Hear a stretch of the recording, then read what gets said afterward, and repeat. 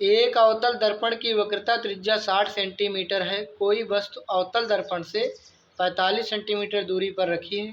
दर्पण से वस्तु के प्रतिबिंब की दूरी ज्ञात कीजिए। तो चलिए देखते हैं, यह है अवतल दर्पण और अवतल दर्पण हो गया। अवतल दर्पण की वक्रता त्रिज्या कितनी है? 60 सेंटीमीटर। वक्रता त्रिज्या को r से लिखते हैं।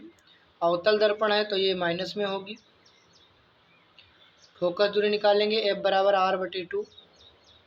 r कितना है? 60 सेंटीमीटर बटे 2, तो यह आ जाएगा 30 सेंटीमीटर। अवतल दर्पण की फोकस दूरी हमेशा नेगेटिव ली जाती है। ठीक है, बस तो अवतल दर्पण से 45 सेंटीमीटर दूरी पर रखी है। ठीक है, यानी यहाँ पे अगर फोकस हो गया, यहाँ वक्रता केंद्र, यहाँ अनंत है, तो 45 सेंटीमीटर दूरी पर वस्तु रखी है। u बराबर -45 सेंटीमीटर। अब हम लोग लगाएंगे दर्पण का सूत्र। यहाँ पर दर्पण के सूत्र से, दर्पण का सूत्र क्या होता है? 1/f बराबर 1/b प्लस 1/u। 1/f का मान -30, 1/v और 1/u। u का मान है हमारा -45।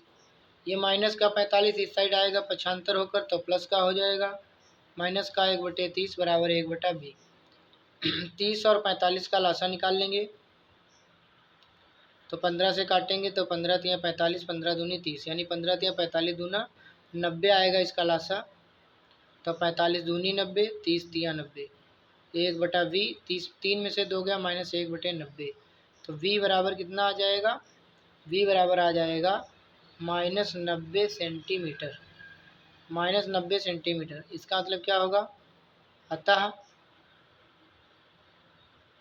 प्रतिबिंब 90 सेंटीमीटर दूरी पर दर्पण के सामने बनेगा, क्योंकि माइनस आया है, दर्पण के सामने बनेगा। ठीक। और अब यहाँ पर और क्या पूछा था इसमें? दर्पण से वस्तु के प्रतिबिंब की दूरी, बस यही चीज़ तो पूछी थी। कोई वस्तु उत्तल अवतल दर्पण से इतनी छोटी दूरी पर रखी है, वस्तु के प्रतिबिंब की दूरी। तो वस्तु से प्रतिबिंब कितनी दूरी पर है, मतलब प्रतिबिंब दर्पण से कितनी दूरी पर है? 90 सेंटीमीटर की दूरी पर। तो चलिए मिलते हैं उस विषय नेक्स्ट वीडियो में, तब तक के लिए धन्यवाद।